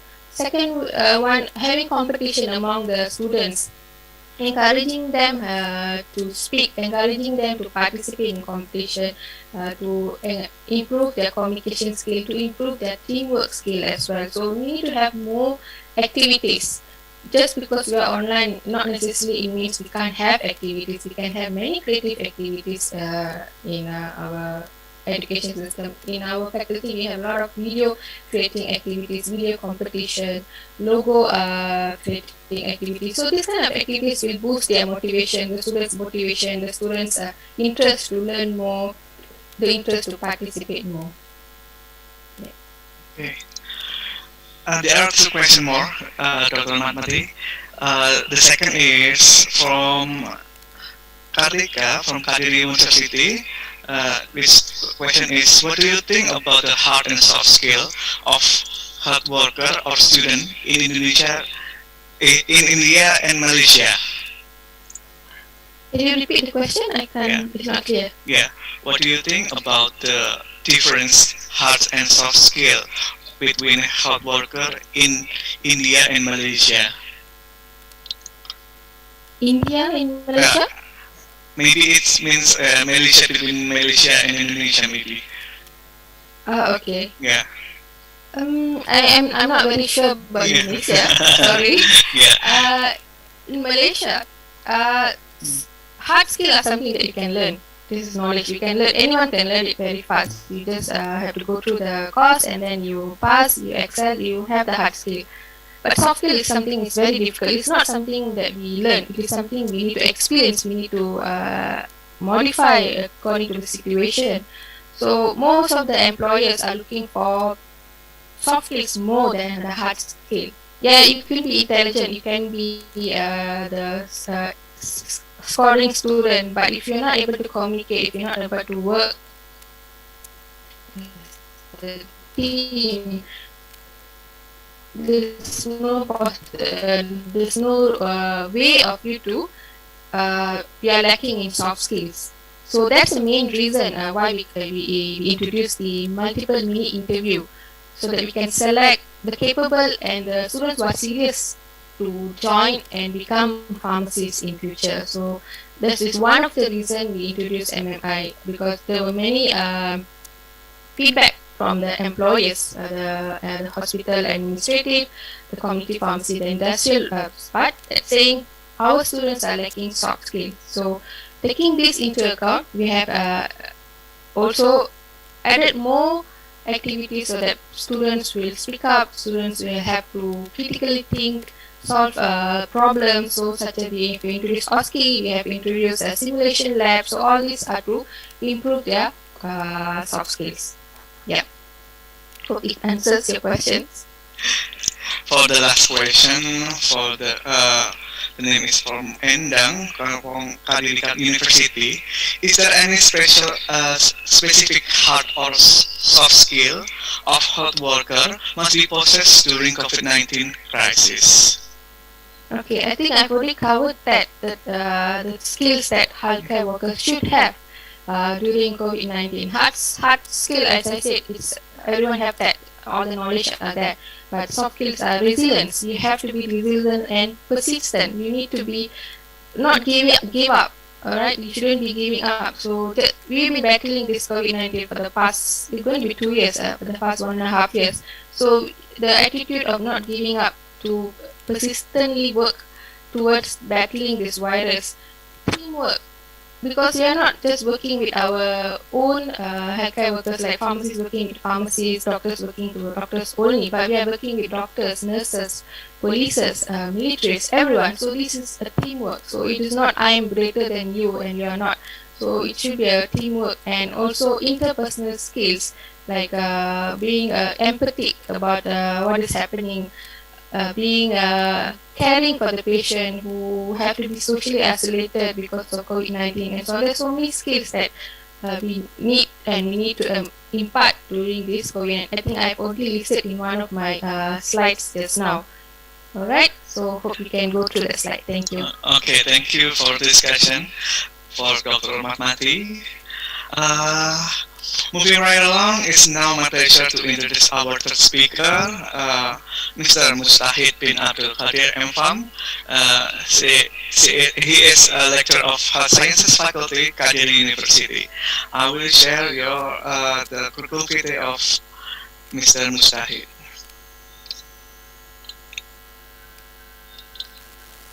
Yeah. He was born in 1991, March 14. Yeah. The educational study for the bachelor coming from Universitas Indonesia Timur, and got apotheker in Universitas Setiabudi, and the master graduate from Universitas Setiabudi. Yeah. There are some publication research such as effective of ethyl acetate daya anions, fraction on cognitive memory of male strain in Asian Journal of Pharmaceutics. And next is profile of antibiotic use and germ map in pneumonia, patient in pulmonary space. Case study at Tulungagung Indonesia in Journal of Physics. Ladies and gentlemen, please welcome Mr. Mujtahid.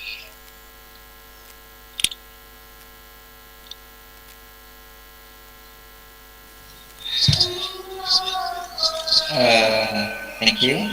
Assalamualaikum warahmatullahi wabarakatuh.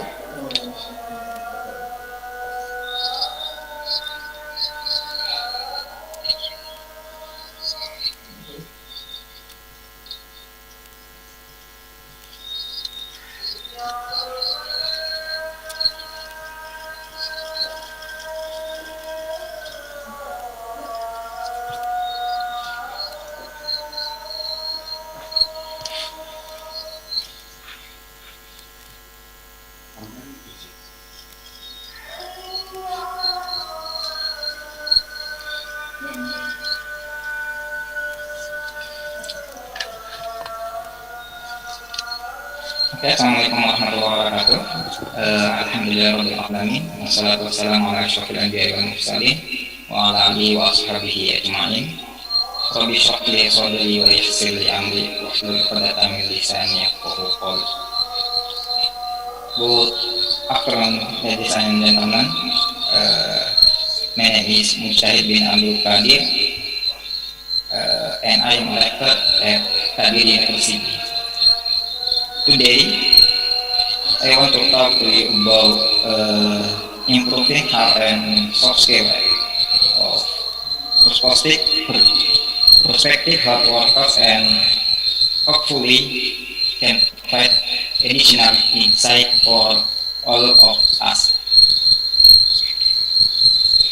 We've had a lot of discussion about hard skill and soft skill from the previous speaker by Prof.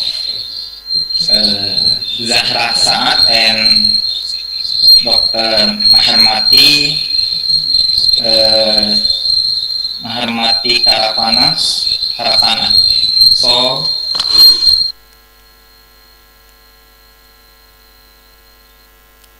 So I don't think I need to explain more.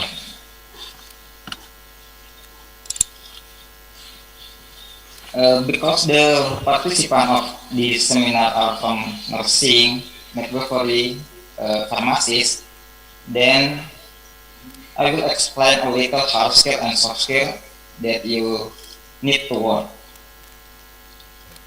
I will convey something from my point of view. What is the difference between hard skill and soft skill? And which is the most important hard skill or soft skill?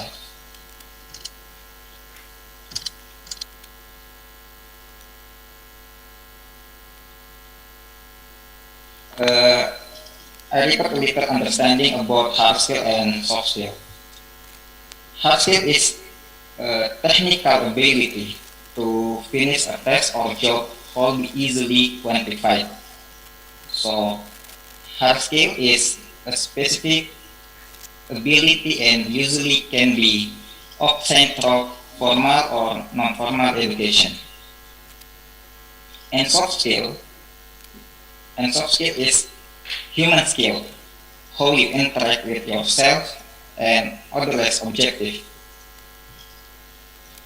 The difference between hard skill and soft skill can be seen from the following example. Do you know who is? He is Evan Dimas, a football player.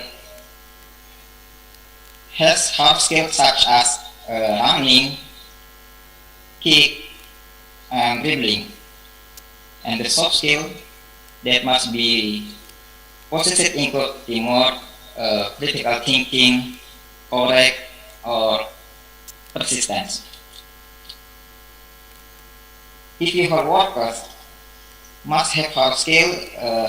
If you are a pharmacist, the soft skill you need are knowledge about drugs, how to mix drugs, and can choose the right medicine.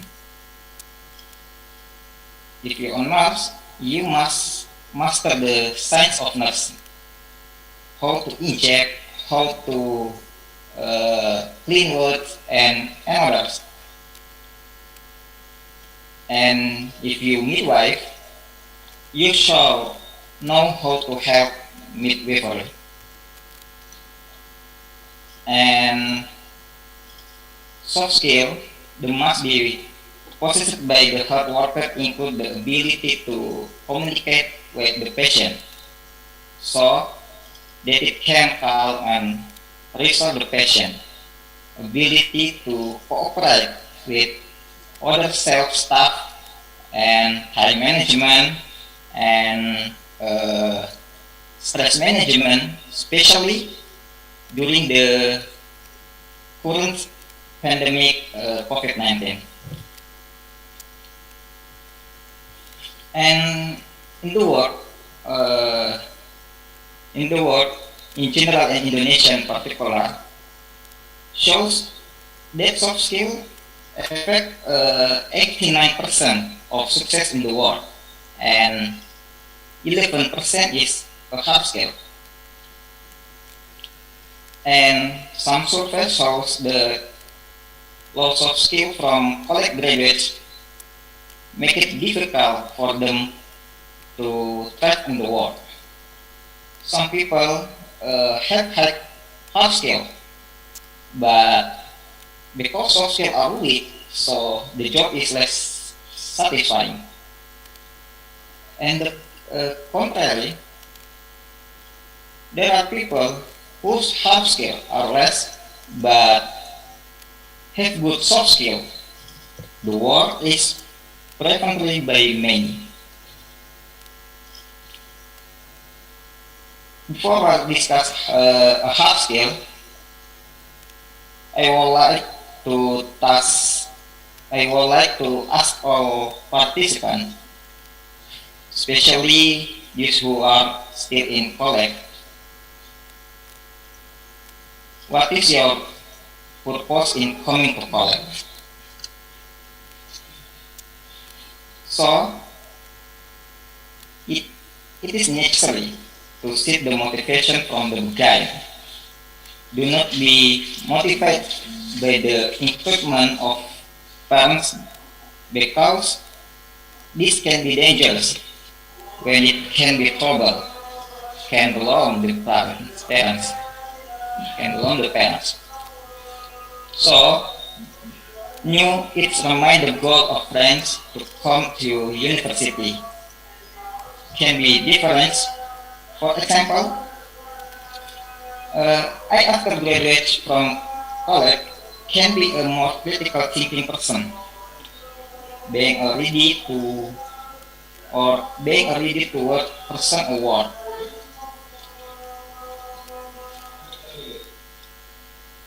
The first hard skill that friends have to prepare to work. First, master your major.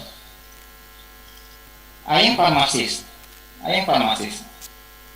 They're made by nurse, midwives, and others. Usually, we ask ourselves, the knowledge them I learned will not necessarily be used in the workplace. But you need to know that it can be an opportunity for you to learn more specific thing, which others may not be able to learn. Usually, also due to having interest in certain matters and thinking, well, I don't like it. There is still an opportunity for them to look for course that according to friend enjoys. exploring the subjects in the campus of France. I cannot give a detailed example because or places are different, but I'm sure each campus has its advantage. Friends have to take advantage of that. Second, language. Friends already understand that international language is not only English, but also Arabic, Mandarin, and others. But expected to English because it is used in every country.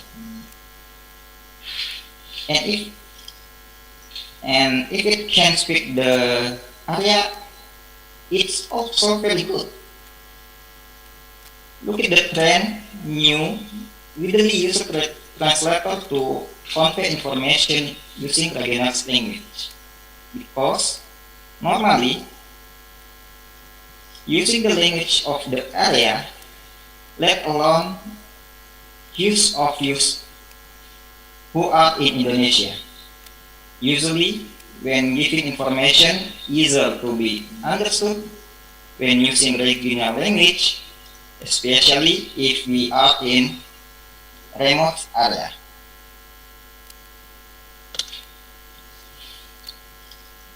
Reading and writing. Okay, improve your hard skill the main reading and writing. This is a basic thing for study, but usually forgotten. Students are more like to read social media than reading books. That's why they live in hoax and provocative. So take advantage of your opportunity while still in college. Learn by reading and writing as much as possible.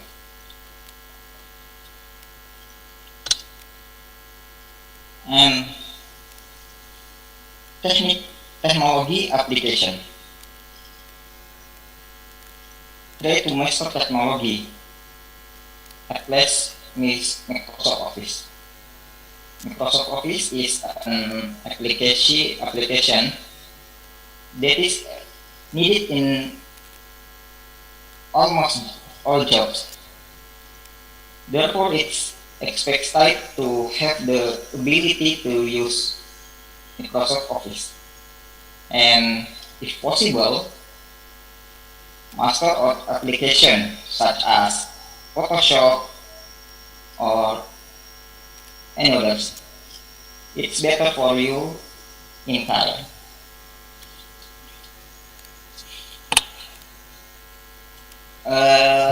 Some tips for me to improve your hard skill.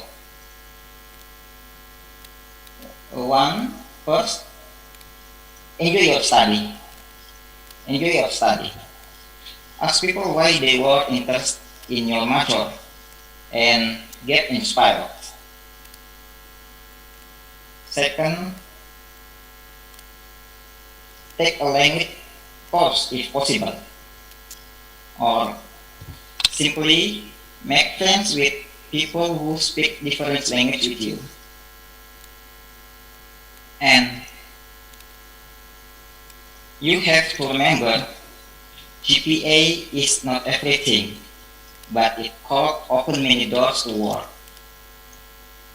4. Learn to operate new application, softwares.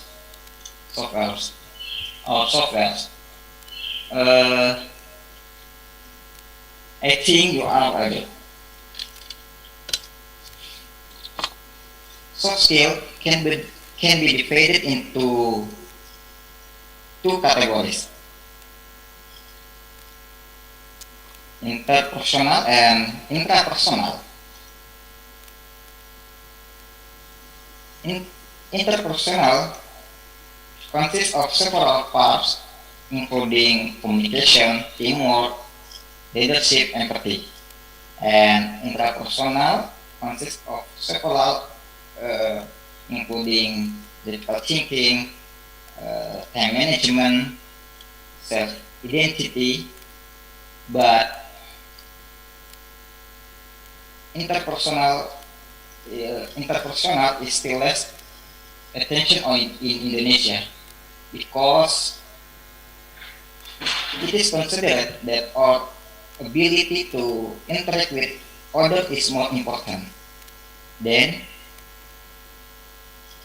how we understand ourselves. That's why we heard a lot of issue on social media. Many workers who have psychiatric disorders. This is one of them because we lack the interpersonal ability.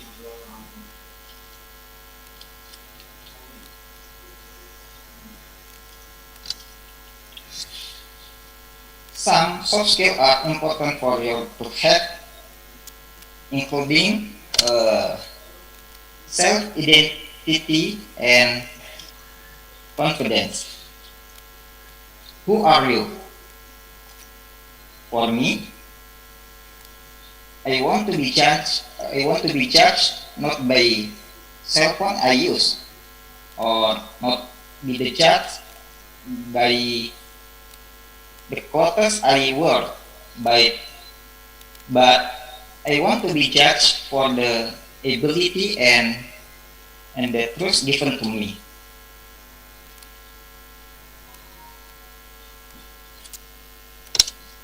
Critical thinking. It's very important to be able to solve problems for use in various events. We need to ask what we heard and what we read. You can get this from frequent discussion, join the organization, and being active. Don't just join.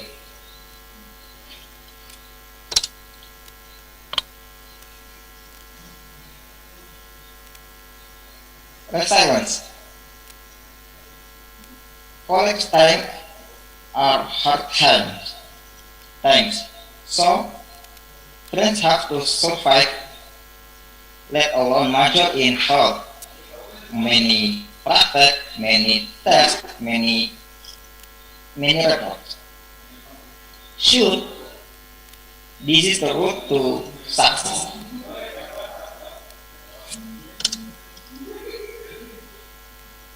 And report. Report is the ability to build relationship quickly, build trust and integrity in build good relationships.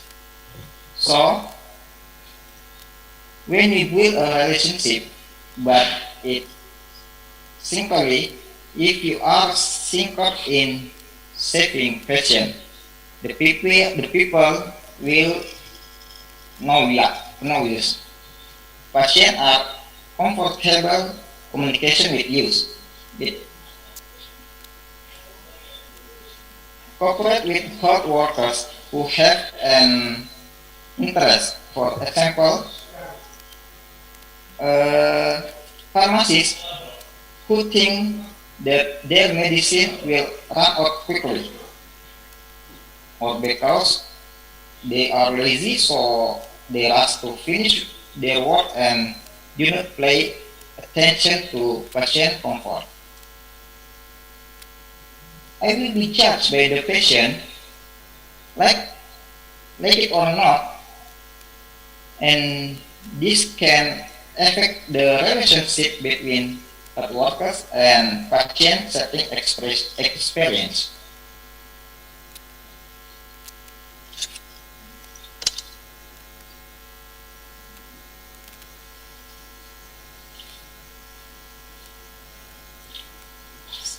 setting experience, setting expectation,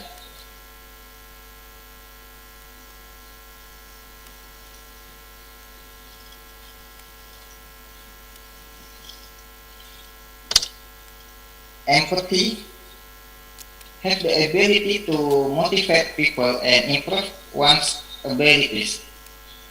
Many ways can be done to know someone's motivation. Can be from a talk, can be from the face. But workers should not only seek benefit, should only seek benefit regard benefit of the patient being served.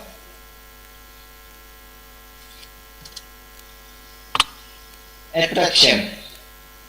This is how to present yourself as a believable person. From how to talk, from how to dress, from how to express your opinion, or from the status of Facebook or WhatsApp and or your social media. In the status of complaints again, patients can be make them do not trust because it gives negative thing to them. As health care people should be investing in themselves, in approach to make patients feel comfortable with us.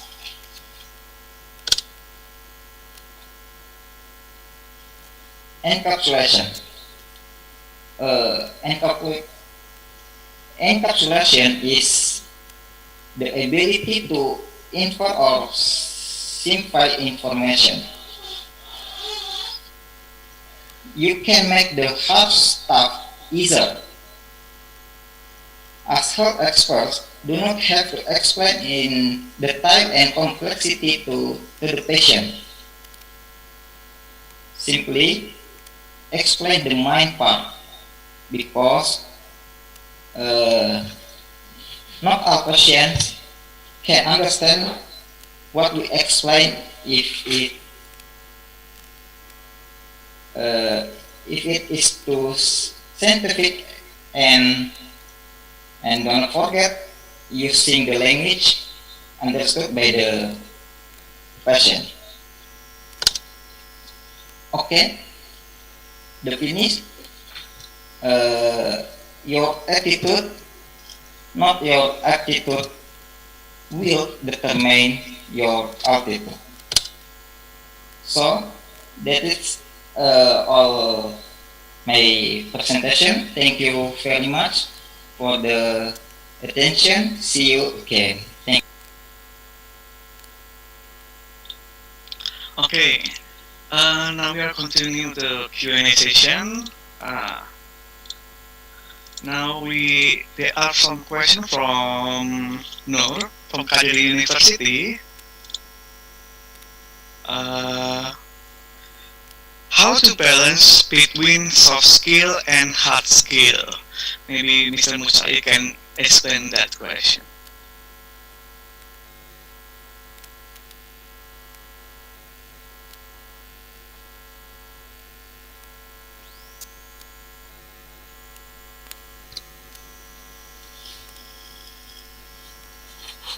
Okay.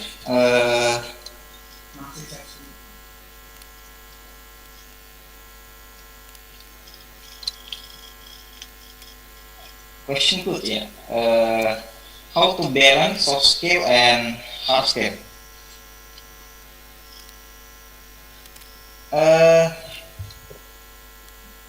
Here are some tips to balance soft skill and hard skill. By getting out of your comfort zone, attending training, or you can attend training, looking for experienced mentors, paying attention to the to the informant or practicing regularly. I think that is can balance soft skill and hard skill. Hope this answers your question.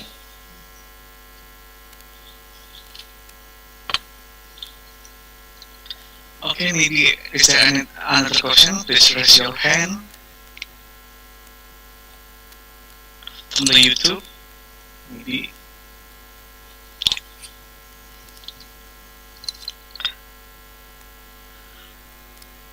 Maybe for the last question, there are question from Alfred. Yeah. Based on Indonesian approach, how to improve soft skill and hard skill in the 4.0 era. Okay.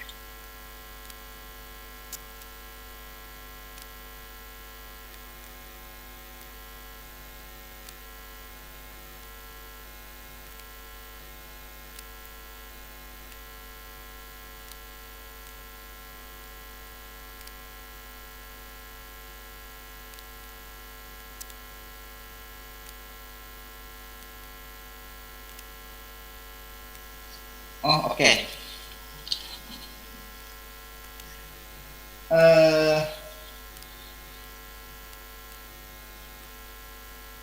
Have skill that a machine will not be able to do. For example, the ability to solve problems or creativity. Soft skill that must be had in problem solving, critical thinking, creativity, and human management, coordinating with others, and emotional intelligence, assessment, and decision making, and cognitive flexibility. I think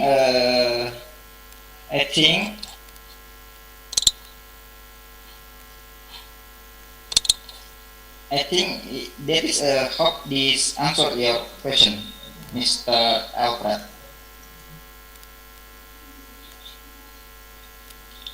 Okay, thank you. I think that's all our discussion today. Distinguished guests, ladies and gentlemen, I could summarize our discussion today. Though hard skills show off your experience and understanding of particular measurable ability, soft skills often indicates your ability to work with others and grow within a company. Soft skills help you build relationship and solve problems to use your hard skills to their full extent. Listing soft skills on your resume, demonstrating them in a review, developing them in the workplace can support your career and open you to new opportunities. Now we have come to an end of the event. We would like to take this opportunity to thank our speakers today from Malaysia and Indonesia, distinguished guests, and everyone who is present here for spending your time in making this event memorable. Thank you from Kadiri University with love. Wassalamualaikum warahmatullahi wabarakatuh. Don't forget to our participants to fulfill the attendance list.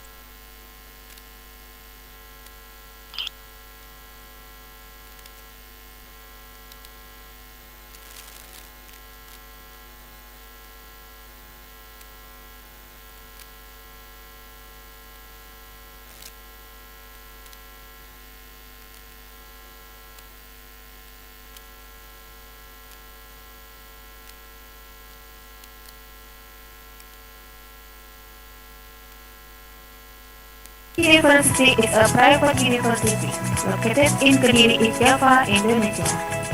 It is located in the west of Kadiri, near with Zahrah and Airlangga Museum.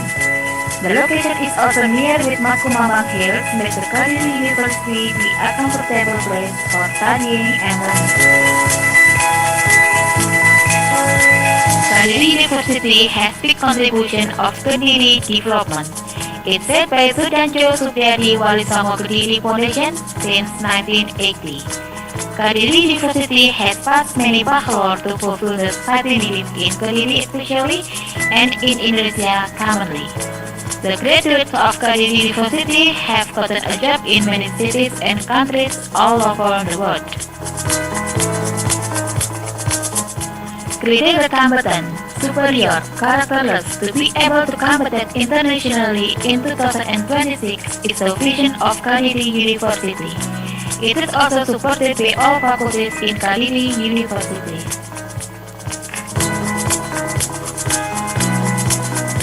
Kadiri University has academic, profession, and vocational education, namely Law Faculty,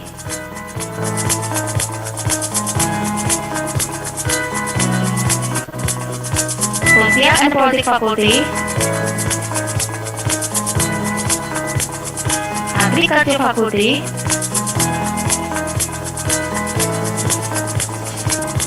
Economics Faculty,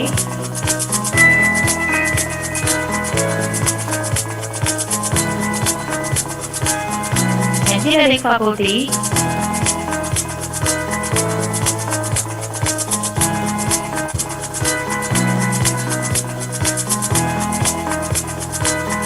Health Science Faculty.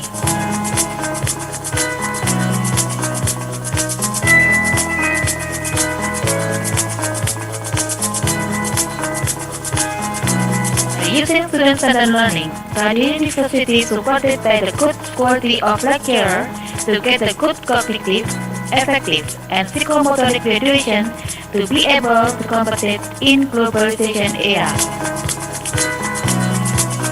Kadiri University has academic and non-academic facilities such as library, computer center, language center, ASEAN Study Center, sports stadium, Investment Gallery, mini hospital, and job placement center to make the student easier to get the job.